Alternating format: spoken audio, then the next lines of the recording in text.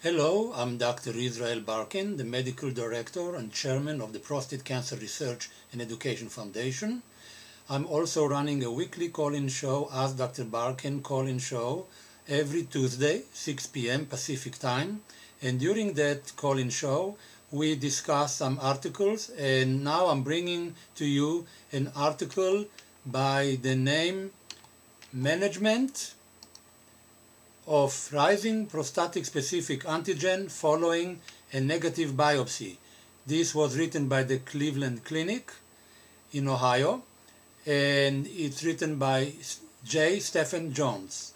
So let's review the abstract, and then I will try to bring a few points that I found of very much of interest in the article itself. Purpose of the review. This is what they talk about. Most men who undergo prostate biopsy will not be found to have cancer, but a significant number of those men may still have a cancer that was not found, perhaps what we call sampling error. This is more likely to happen when the biopsy strategy was not adequate, and they discuss in this article what is an adequate biopsy strategy according to the Cleveland Clinic. When entities associated with likelihood of underlying cancer like high-grade PIN or atypia, then they don't feel that you could call it negative biopsy, but you call it suspicious biopsy, and they write in the article about how to approach that. They admit that there is little consensus on management of this population of patients. So what do they write in the research paper? Traditional sextant biopsy, that means 6 needles, 6 cores only, may miss half of the cancer. Half of the cancer will be missed. And even extended or saturation biopsy may miss many small cancers.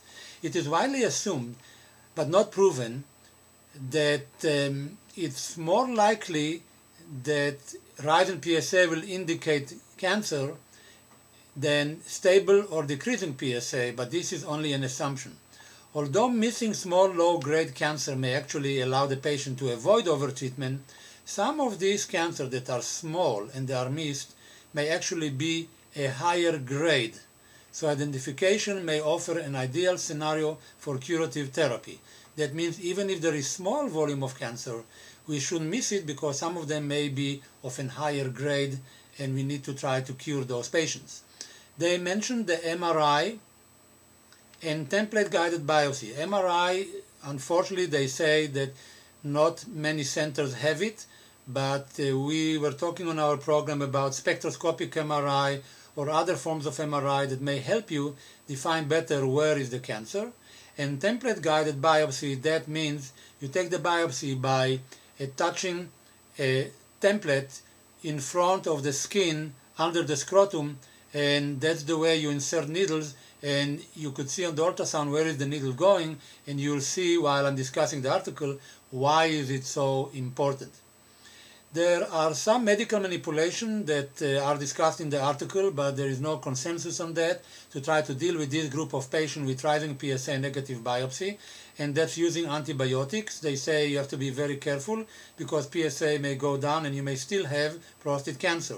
And the other group of medication is the 5-ARI, alpha reductase inhibitors, that are the Proscar or the newer drug, the Avodart.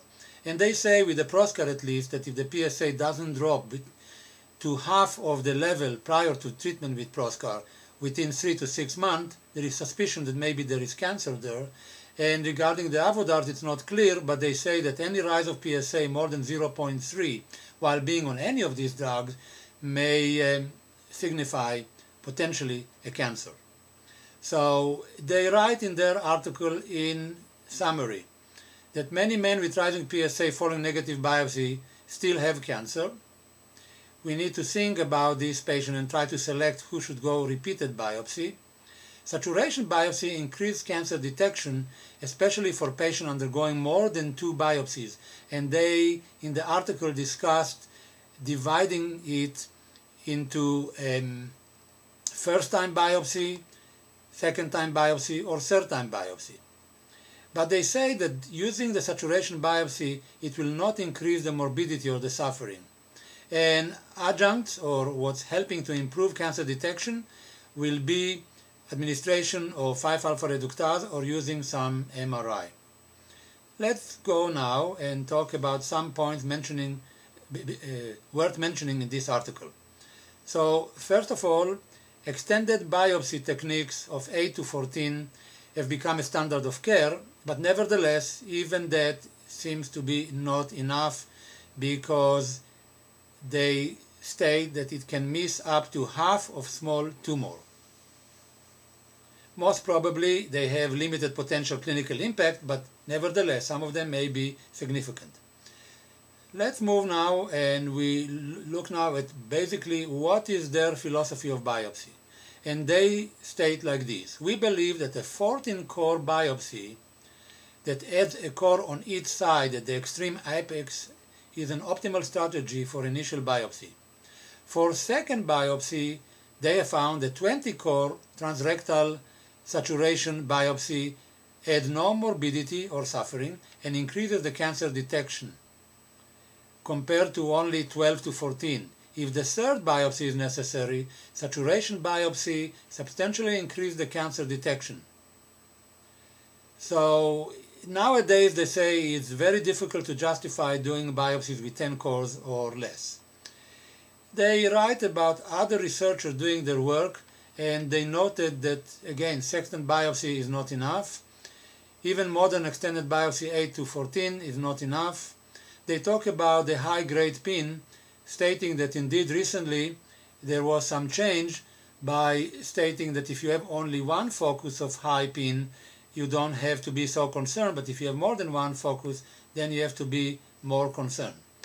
Let's go now and look at some experience that they talk about. They say the vast majority of prostate cancer are found in contemporary investigation originate from the peripheral zone. They found in their experience that they don't see cancer exclusively in the transition zone. They believe that when you find it in the transition zone, it's already in other area extending into the transition zone. The recent focus of doing the biopsy shifted to obtaining more of anterior apical biopsies. Anterior means in the front of the apex, of the tip of the prostate, as prostate carcinoma originates in that area. It should be directed at the lateral and apical aspects of the gland in order not to miss the cancer. They talk about the researcher by the name Bott that concluded that with persistently negative biopsies, the anterior gland should be targeted as the front of the gland in repeat biopsies. And they mentioned the work of another researcher by the name Villers. He demonstrated that the anterior prostate, the front part of the prostate, if the rectum is the back, the abdominal wall is in the front, they found that you could have an incidence of 17%, that the regretter incidence probably because biopsy is really not directed to those areas. And indeed, there is the other researcher by the name Wright and Ellis that found from 12-core biopsy, the number 17% of cancer was missed if you did not biopsy those areas. So we see a push here to do more needle biopsies, not to be afraid of saturation. They have done 1,200 saturation biopsies and they discovered that it did not increase the suffering on the part of the patient. They feel that you have to pay attention to certain areas in the front and towards the tip of the prostate, and they suggest that you should use as a test 5-alpha reductase, which means taking a bit of Proscar and showing that it really dropped 50%. If it doesn't, then it's more suspicious for prostate cancer. And also with the Avodart, if there is an increase in 0.3, then it's more suspicious for having prostate cancer. Thank you for listening. If you want to listen to the complete discussion of this article, you could download the show that was aired on March 30, 2010. You could find those programs on our website www.pcref.org, and you could go to past shows and you could download it to your iPod or to your computer. Thank you for listening. Goodbye.